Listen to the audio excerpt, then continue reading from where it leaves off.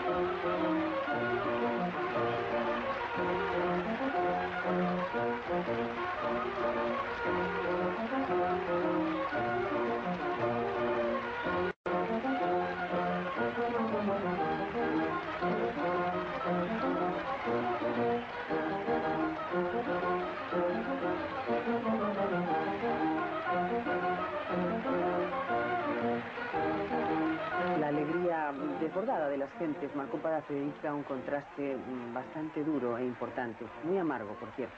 Ese día de alegría, canto y baile enterraban a Teresa Claramunt, no solo una gran amiga, sino en esos tiempos casi su única gran amiga. ¿Por qué? Porque Teresa Claramunt representaba todo un pasado vinculado al despertar de la mujer obrera catalana y de su integración en las luchas políticas y sociales. Además, era una mujer que había tenido una vida muy agitada. Había estado exilada en Londres, presa en Montjuïc cuando los martirios. Había vivido pruebas muy duras que la llevaron incluso a veces a tener que robar para poder comer.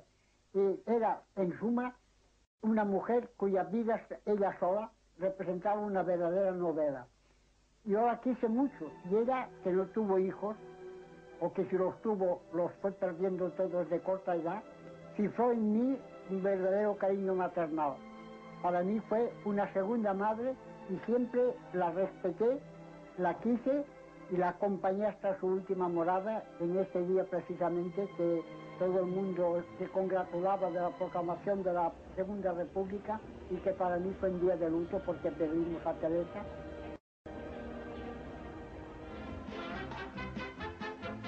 Usted, Federica, no tenía amigas de su edad. ¿Por qué no tenía relación con las chicas, las jóvenes de su edad? Porque las jóvenes de mi edad eran tan frívolas, estaban entregadas de tal manera a preocuparse solo de trapos y de bailes y de festejos, que no encontraba en ellas ningún eco ni ninguna compañía.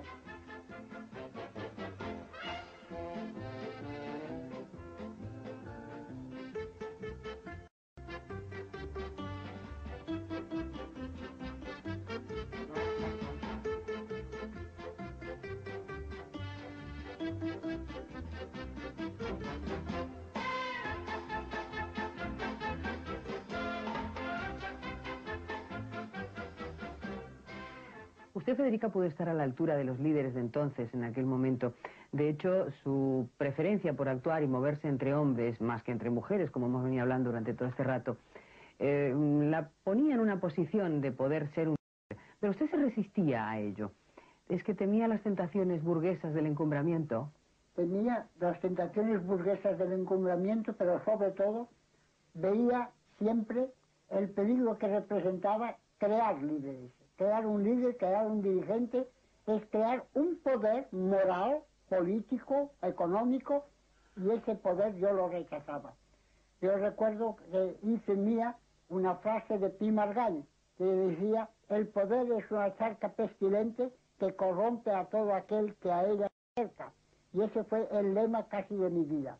Los trabajadores en línea general la llamaban la mujer que habla, usted. No, los niños, no los trabajadores. Los chicos, cuando entrábamos en los pueblos, empezaban a decir: ahí va la mujer que habla y el hombre que la acompaña. Era un compañero que venía conmigo. Así la llamaban a usted, la mujer que habla. La mujer que habla, claro, y el hombre que la acompaña. Es que en Andalucía una mujer que hablase por aquellos tiempos y que diera discursos era casi impensable en Andalucía. No nos engañemos, pero Federica. más impensable era todavía en Navarra, en donde única en Pamplona, con todas las puertas cerradas, sola en la plaza, encima de un carro, y que poco a poco se dio el caso curioso de que todas las puertas estaban cerradas y poco a poco se entreabrían e iba saliendo gente. Y terminó el mitin, que yo tuve la picardía de basar en el cristianismo y en las ideas de Jesucristo, terminó el mitin con la plaza llena. También en aquellos tiempos, en aquel año 1933, en Andalucía se producían los hechos de Casas Viejas. El pueblo quiso sumarse a las acciones que pretendían la toma de cuarteles y edificios públicos en diversas partes del país para proclamar el comunismo libertario. Las fuerzas de la Guardia de Asalto y la Guardia Civil entraron a sangre y fuego, apagando el último foco de rebeldía. Cuando los anarquistas protestaban por los hechos de Casas Viejas, Federica, nacía su hija Vida, su primera hija. Usted compartía muchas tareas en ese momento. Sí, compartía mis tareas e incluso ellas las de mi maternidad.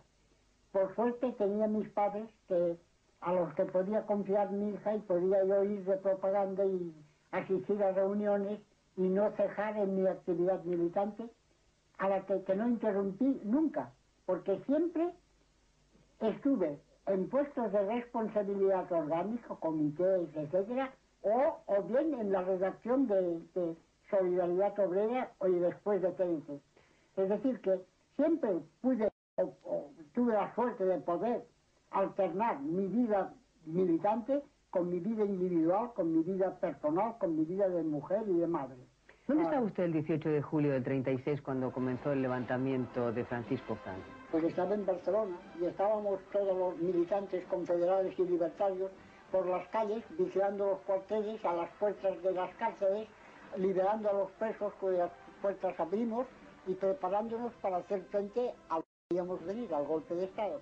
Pero no se produjo en Cataluña, no hubo tal golpe de Estado porque tuvieron miedo de la reacción popular que produjo en el resto de España y al final Cataluña fue arrastrada a una situación política harto difícil. Por aquellos días envían a Federica Montseny al Comité Nacional de Madrid en representación del Comité Regional de Barcelona. Entonces usted en algunos libros suyos hace mención a aquellas semanas como las más extraordinarias de su vida. ¿Por qué, Federica?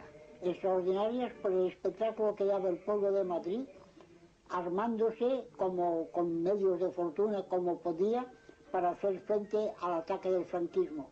Y porque en realidad la guerra de España, si pudo mantenerse durante tanto tiempo, fue por el esfuerzo denodado del pueblo madrileño.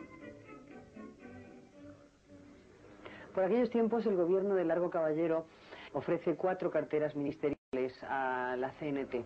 Un periodo de duras pruebas, ¿no? Difícil de toma de decisiones. Lo tenía bastante complicado el decidirse, sí, ¿no? Cuénteme algo de aquello. Lo tenía complicado porque, por ejemplo, en mi casa, mi compañero era adverso a la idea de que yo aceptase un cargo político. Mis padres, si por un lado consideraban que no podía rehuir mi responsabilidad, consideraban que era renegar de mi pasado de anarquista el aceptar un cargo de ministro.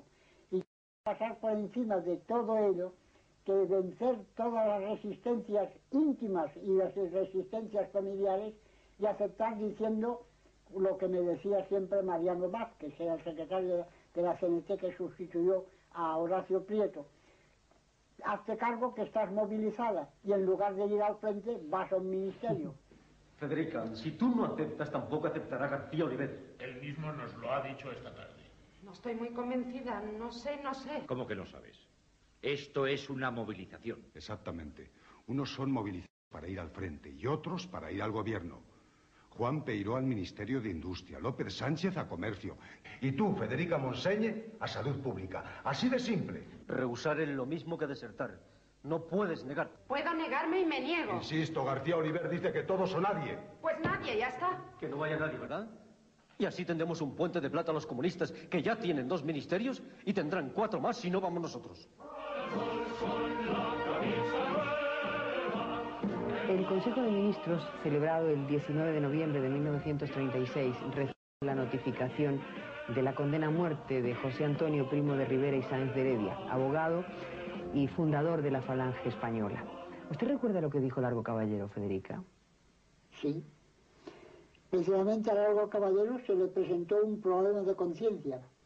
Su hijo estaba preso en las manos de los franquistas y se le dijo que se podía negociar la libertad del hijo de Largo Caballero contra la vida de José Antonio Rivera. Y Largo Caballero pronunció esa frase que ha pasado a la historia: de eso ni hablar, que la justicia siga su curso.